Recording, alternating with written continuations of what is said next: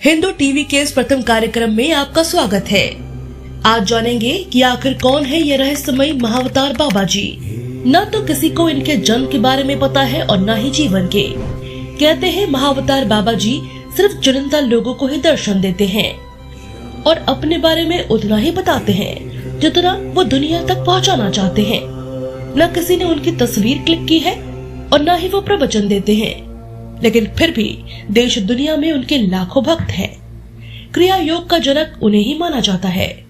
उनके चुनिंदा शिष्यों ने उनकी बात और शिक्षा को दुनिया भर में पहुंचाया है। योगदा आश्रम के संस्थापक स्वामी योगानंद ने अपनी पुस्तक ऑटोबायोग्राफी ऑफ अ योगी में उनका जिक्र किया है। उनका कहना है कि उन्हें भी बाबा जी के दर्शन हुए और उनके कहने पर ही वो पश्चिमी जगत में उनकी शिक्षाओं को लेकर पहुँचे। उनका दर्शन करने वाले योगियों का कहना है कि बाबा जी को देश दुनिया की पूरी खबर रहती है।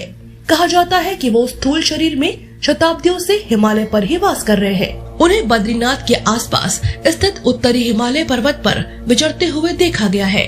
उनकी आध्यात्मिक अवस्था को मानवीय आकलन से परे माना जाता है। भगवत गीता और वेद उपनिषद में पारंगत रहे युक्तेश्वर गिरी के शब्दों में कहें तो महाअवतार बाबा जी कल्पनातीत हैं और सामान्य मनुष्य को तो उनकी अवस्था का ज्ञान भी नहीं हो सकता। परमहंस योगानंद कहते हैं कि जगत गुरु शंकराचार्य और मध्ययुगीन कवि कबीर को उन्होंने ही शिक्षा दी थी। वही लाहिड़ी महाशय के शब्दों के माने तो महाअवतार बाबा जी का नाम लेने भर से ही व्यक्ति को तुरंत आध्यात्मिक दर्शन प्राप्त हो जाता है। वो बताते हैं कि बाबा जी अपने शिष्यों के साथ पर्वत पर भ्रमण करते रहते हैं। यहाँ तक कि उनकी मंडली में 2 उन्नत अमेरिकी शिष्य भी हैं। वो एक शिखर से दूसरे शिखर तक पैदल जाते हैं और कहीं ज्यादा दिन नहीं रुकते। लाहिड़ी महाशय कहते हैं कि बाबा जी अदृश्य होकर कहीं भी जा सकते हैं, लेकिन वो ऐसा नहीं करते। वो बताते हैं कि उनका शरीर अक्षय है और इसलिए भोजन पानी की जरूरत नहीं पड़ती। जब वो चाहते हैं तभी कोई उन्हें पहचान पाता है। कभी वो दाढ़ी मूंछों के साथ होते हैं तो कभी इनके बिना ही। वो अपने शिष्यों से फल या चावल की खीर लौकिक शिष्टाचार के तहत खाते हैं। वही केवलानंद का कहना है कि उन्हें 2 बार बाबा जी मिले। उन्होंने देखा कि बाबा जी ने वैदिक होम के बीच यज्ञाग्नि से जली लकड़ी से अपने एक शिष्य के कंधे पर प्रहार किया और उसे कर्माग्नि से मुक्त कर दिया। कहते हैं कि 1920 में परमहंस योगानंद को दिव्य दृष्टि में क्रिया योग की शिक्षाओं का पश्चिमी देशों में दूत नियुक्त किया गया था।